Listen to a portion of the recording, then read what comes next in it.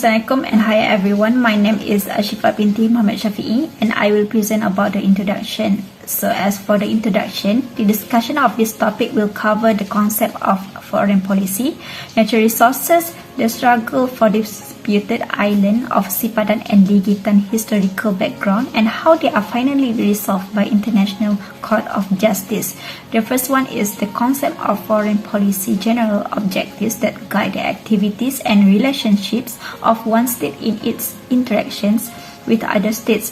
The development of foreign policy is influenced by domestic considerations, the policies or behavior of other states, or plans to advance specific geopolitical designs. Leopold von Ranke emphasized the primacy of geography and external threats in shaping foreign policy, but later writers emphasized domestic factors. Diplomacy is the tool of foreign policy, and war, alliances, and international trade may all be manifestations of it. The second is historical background of dispute Sipadan and Ligitan Island. Sea is one of the natural resources that can be utilized by humans through the country to meet and realize the people's welfare. In ancient times, the sea can be used by any state that wants to use it, but with the legal regime of the sea by UNCLOS in 1982, which contains various rules and restrictions for each country to exploit the natural resources in the form of sea. The struggle for Sipadan and Ligitan Islands between Indonesia and Malaysia, because Malaysia considers Sipadan and Ligitan is owned by Malaysian, between the Dutch state and the United Kingdom. But here the British, who eventually exploiting Sipadan and Ligitan to establish turtle breeding activities and exploitation of natural resources, and built to a resort in 1988, along with independence of Malaysia. What is owned by the British considered by Malaysia as belonging to Malaysia, because the British give to the government of Malaysia area. Malaysia assumed that what the British gave was hers, and Malaysia continued on turtle breeding natural resources and built the resort in 1988. However, this has led to controversy between the Malaysia and Indonesia. Indonesia claims that Sipadan and Ligitan is in area of Indonesian sovereignty, does not belong to Malaysia. The third is the resolution of dispute island via International Court of Justice. On 2 November 1998, the Republic of Indonesia and Malaysia jointly notified the court of a special agreement between the two states, signed at Kuala Lumpur on 31 May 1997 and having entered into force on 14 May 1998.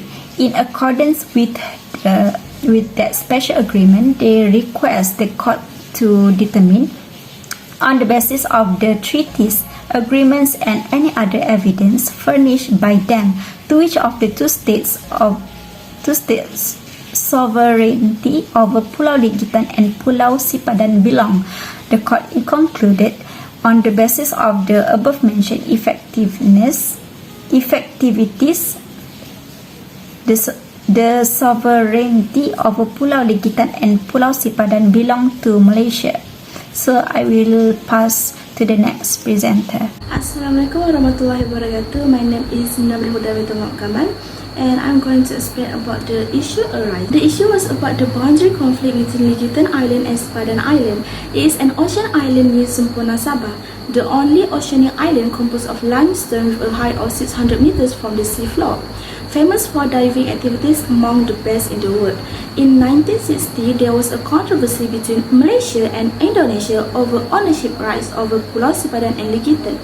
The status of the island arose in 1969 as Indonesia objected to the proposed Malaysian seabed territory that included the two islands. Indonesia declared that Ligitan and Sipadan are part of Indonesian territory because the both islands lie to the south of the parallel line as provided in Article 4 of the 1991 Convention. Malaysia rejected the claim because the two islands had been governed by it for decades and were ratified in Malaysian waters by the US-Britain Convention in 1930. The situation became more tense when Malaysia issued a new map and included the two islands in its territory. Tun Hussein Onn and Suharto negotiated but were unsuccessful and were eventually taken to the International Court of Justice (ICJ) in the Netherlands on November 2, 1998. Each brought strong evidence to defend territorial rights and sovereignty to determine whether the two islands belong to Malaysia or Indonesia. The geographical location of this island was located near the coast of Sabah, namely Teluk Sibuku. Sipadan Island is located at latitude 40639 north and longitude 1183756 east. The area of the island is estimated at 7.68 acres only. Likitan is located at latitude 040948 north and longitude 1185304 east, located at the end of a cluster of rubble known as the Likitan Cluster. In 1903, a new agreement was signed, the Confirmation of Cession of certain island of North Borneo. The rights of the Sultan of Sulu were not disputed when the Dutch ceded the island. But for the US, the agreement challenged them because they had conquered the Philippines in 1998. For them, the island still belonged to them because the Sultan of Sulu had no power to make any agreement with any foreign government after being sheltered by the US. Pulau Sipadan and Likitan are placed under the responsibility of the Lahad Datu Residency. In 1925, the US decided to end the lease on the island and negotiations were made with Britain. The decision was made to set the border between the Philippines and North Borneo. Hi everyone, my name is Nur Rahma Batrisha and I will continue the presentation. Puaning Island, Lankayan Island, Mantabun Island, Mantaking Island, and Sipadan and Likitan Islands were all included in the Washington Accord of 1930 as being part of North Borneo. The North Borneo Land Ordinance of 1933 declared Pulau Sipadan as a bird sanctuary area. The Netherlands, Belanda, have no control over Pulau Sipadan and Likitan, which are ruled by the Lahad Datu residents according to history. After World War II, the British declared the North Borneo Sea Rig region, which connected the edge of Sebatik Island to Sipadan and Likitan Islands. In 1951, the International Court of Justice (ICJ) issued a statement based on the Norway-Britain conflict, which was recognized by surrounding nations, including Indonesia. Now, North Borneo, often known as Sabah, has joined Malaysia in 1963, a new sea platform area based on the 1958 Convention on the Law of the Sea, which includes the Sipadan and Likitan Islands. What is the purpose of seizing these islands? The first factor is geography. National resource position. From west to east, Ambalat is 65 kilometers long and 135 kilometers long. The ND6 and NT7 oil blocks are located 150 kilometers east of Tawau City, Sabah, Malaysia, and take around 2 hours to travel from Pangkalan Tarakan, East Indonesia. Secondly, economic factors. Start off with mineral resources. Natural gas and petroleum resources, sometimes known as black gold, are buried in the bottom of the oil block and are believed to be worth $40 million. 764 million barrels of oil and 1.4 trillion cubic of natural gas might be produced. East Ambalat, commonly known as ND6, is predicted to have 62 million barrels of oil and 348 cubic feet of natural gas. Last but not least, tourism and scuba diving activities. Able to be a breeding center for fish and other marine resources, turtle eggs have been collected by the administration of Great Britain North Borneo since 1941 and have become a source of money, because turtles lay their eggs on the beach. Since 1878, Malaysia has possessed Pulau Sipadan and Likitan by earlier agreements and conventions made by the British, the Netherlands, Belanda, and the United States. With solid evidence, the ICJ ruled in Malaysia's favour. A conflict in the Asian area was handled peacefully and without danger. What transpired may be used as the finest example in the world for resolving territorial issues between neighbors of other countries without resorting to war, conflict, and other forms of violence. Any issue may be resolved by having a conversation or a discussion in the ICJ International Court of Justice. That's all from me. Thank you. Hi, Assalamualaikum. I'm Nuramiza binti Ahmad. I will continue the presentation with the parties involved. These two countries involved as early as the issue sparked in 1969, but the official discussion between these two countries started in 1994, involving both countries' leader, Prime Minister Mahathir Mohamad and President Suharto. So who's involved in this Ligitan and Sipadan disputes? As these two islands are located at Celebes Sea of Malaysian Borneo, close to the border of Indonesia, of course, the two main countries involved in these disputes are Malaysia and Indonesia. Not only that, these two countries through their representative, Deputy Prime Minister Anwar Ibrahim and Minister Mordiono, work together towards solving this dispute in their meeting in Jakarta and Kuala Lumpur, where the meeting ended with the decision to bring this issue to the third party. Therefore, who's the third party? The third party involved is International Court of Justice. International Court of Justice is the most important entity in legally deciding the sovereignty of Ligitan and Sipadan Island. International Court of Justice or ICJ is the judicial body of United Nations established in 1945 by the United Nations Charter. ICJ consists of 15 judges appointed by United Nations General Assembly and Security Council for 9 years term. The court's role is to legally settle disputes submitted by the states and to give advisory opinions on legal questions referred to it by United Nations states and agencies. When the states agree to submit the disputes to the ICJ, it means that they are bound to agree and accept the final decision made by ICJ. In Ligitan and Sipadan disputes, ICJ became the legal body to settle this dispute when both countries agreed to sign special agreement in 1997 by Minister of Foreign Affairs Malaysia Abdul Ahmad Badawi and Indonesia Ali Al-Atas. The ICJ is responsible in receiving and analysing written memorandum from both countries and hearing session for both countries to stand with their facts and basis to justify their own towards Ligitan and Sipadan Islands. After all the hearing session by judges, the court with majority votes concluded that sovereignty over Ligitan and Sipadan Islands are belong to Malaysia. Assalamualaikum warahmatullahi wabarakatuh. My name is Muhammad Khairul Nizam bin Hassan and I'll explain about the suggestion. The first suggestion to solve this dispute is these two countries need to seek win-win solution. Malaysian and Indonesian government must sit in one table to discuss for better solution which benefit to their country without any bloodshed.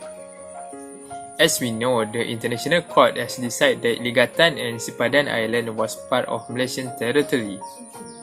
Both government of two countries can come up with others agreement which is not vice versa to court decision and give benefit to the country. The solutions such as these two countries can work together in developing the islands into a tourist attraction as the island is famous for its beautiful coral reef and marine life. Moreover, the proximity to the border of these two countries can open up opportunity to attract more tourists to visit to the island.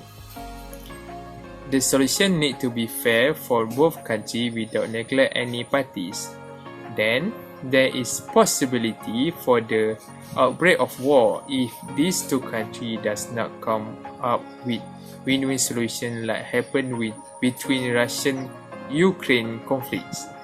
The outbreak of war only will cause loss of many innocent life and effect on world economy.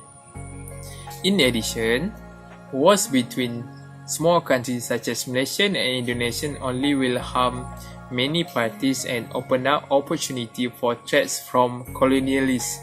Assalamualaikum warahmatullahi wabarakatuh. My name is Muhammad Firdaus bin Fairuz and today I'll be continuing with the second suggestion which is referring to the original term. So, Malaysia and Indonesia are arguing over the same thing, which is Pulau Sipadan and also Pulau Ligitan.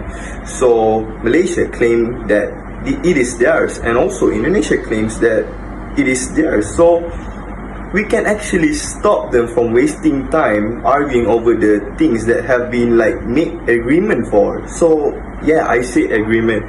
So in 1878, as you may not know, an agreement have been made by the United States and also sealed by the United States, claiming that Pulau Ligitan and Sipadan are Malaysia, rightfully owned by Malaysia. So in order to save time, they can just actually refer back to original terms. So the terms have been made. So as you can see in the slide, Pulau Sipadan and Ligitan have been rightfully owned by Malaysia. So they are arguing over the things that they cannot win. So Indonesia's claims are void, like simply void. And like I said, this is the best method which can save both times. It can save both countries time in order they can stop like fighting over things that are useless. So because an agreement have been made and had been sealed as well by the British, United States and also Netherlands. So and as well to conclude, according to International Court of Justice, Malaysia have the full rights towards those islands, and it is true because both based on all the agreements made and all the facts that have been said, International Court of Justice have no choice but either to grant that both of these islands are rightfully owned by Malaysia. So I guess this is the best way and the only way to end these both countries' arguments and to settle things peacefully. So I think that's all on the second suggestion. Thank you. So in conclusion, both of these countries have settled this case and also closed this case or argument, you might say, in results that Pulau Ligitan and Sipadan are rightfully owned by Malaysia based on the agreement made on 1878. So the agreement made on 1878 is a strong evidence, and both of these countries cannot question whose ownership is those islands are. Even International Court of Justice decisions have sided to Malaysia because of this strong evidence. And to wrap things up, they end their agreement peacefully, and unlike what happened in Lahad Datu in 2013, both of these cases are the same, which is territorial claim, but the Philippines choose to the options of war rather than to settle this case peacefully. So I guess there are better things to settle by than war. So war is always and will never be a perfect option or choice. So I guess that closes up my conclusions. That's all from us. Thank you and goodbye. Assalamualaikum.